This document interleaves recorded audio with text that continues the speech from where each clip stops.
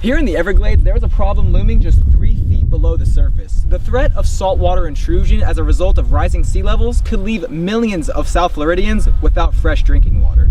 Named after Biscayne Bay, the Biscayne Aquifer is made up of highly permeable limestone that stretches 4,000 square miles, providing virtually all of the water that is used by South Florida residents, visitors, and businesses. Even 1 meter of sea level rise would move the saltwater interface in the Biscayne Aquifer inland quite a distance. You know, it's not exactly known how much, but I would say on the order of a half a mile or something to that effect.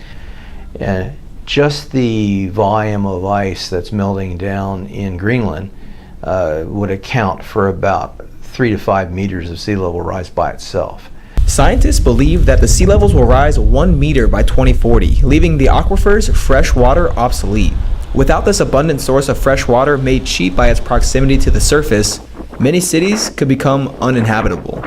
Fire stations are not going to be able to operate. We're going to have stranded buildings out in the surf zone. Who is going to haul those buildings away? I mean, people don't appreciate the significance of this. The 8 million people rely on the Biscayne Aquifer for water supply. If we look at 2040 as a benchmark, you might lose 10 or 20% of the capacity of the aquifer.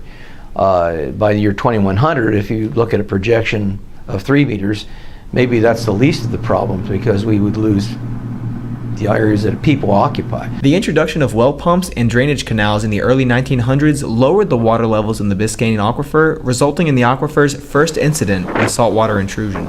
I mean, people are surprised when I tell them that back in the 30s and 40s we had seawater intrusion into the Biscayne Aquifer. Once you reduce that head of all that fresh water that typically goes into the groundwater, the seawater is going to move in. So just over draining that, and they were already using millions and millions, this is in 1930, 1940s, millions of gallons of water per day. And so, I mean, how are you going to feed, how are you going to give these people water if you've contaminated their drinking water with salts?